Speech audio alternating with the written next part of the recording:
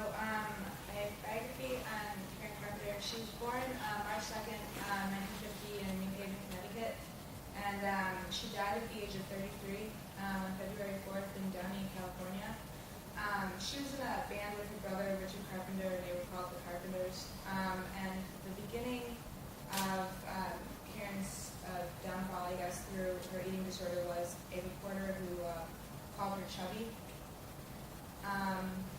The Carpenters were, like, originally it was Richard who was the lead singer, he played piano and managed the band, and then Karen played the drums, and then eventually Karen ended up playing the drums as well as singing, but she always considered herself a drummer who sang. And the scary part about, not scary, but I guess like her voice was, like it was like the perfect pitch, like even though she was alto, it was just so haunting because of how perfect it was. And when Richard and Karen signed with A&M, she began diving so seriously because of Herb Albert. And he, in the film that I watched, she basically said, put your life in my hands and I'll tell you what to do. So she just followed everything that he said. And her parents were very controlling, her parents and brother were.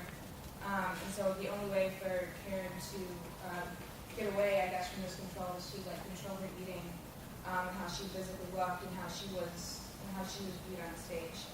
And because of her eating disorder, she went to New York City without anyone else, like away from control. So in the span of 2 months, she had gained 30 pounds, but regardless of that, she still ended up dying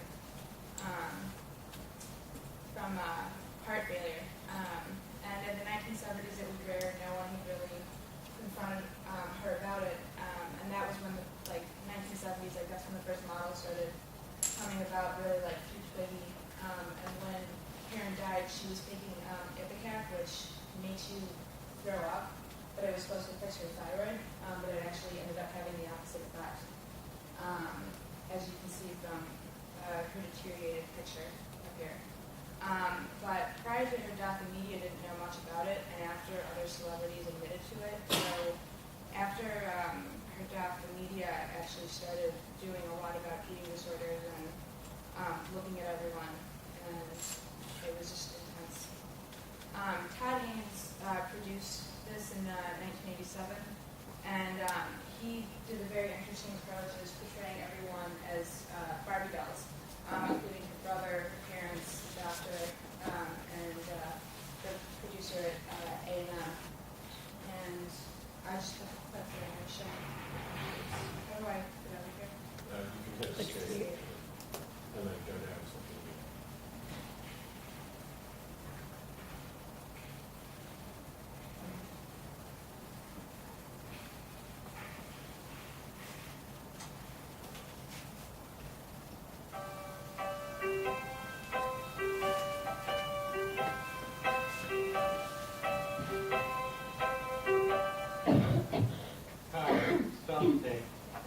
Karen, are you all right? I'm sorry, Richard.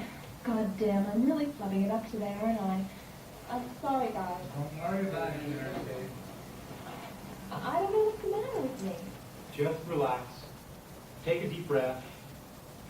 Look, we'll just do it until it's right. You just do what I tell you. It'll be great. I just wanted to be perfect.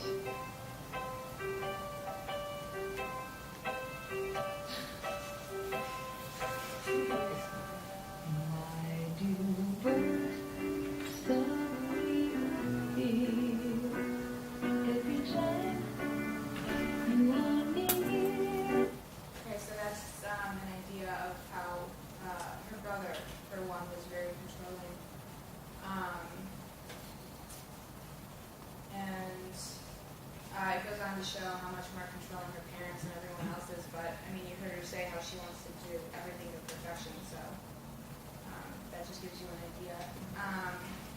It's 43 minutes long, and it was taken out of circulation in 1990 because of her brother. Obviously, after her death, he said that the main reason for it was because of Todd Haynes didn't have the music rights to it. He didn't get permission, but the real reason was Richard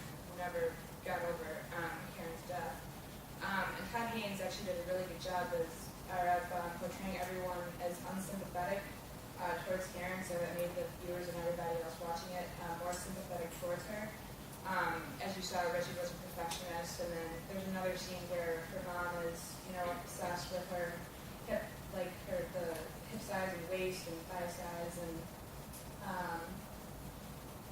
it was just very controlling yet dismissive at the same time, almost to the point, I guess, where her mom wanted her to continue with dieting until it got too out of control.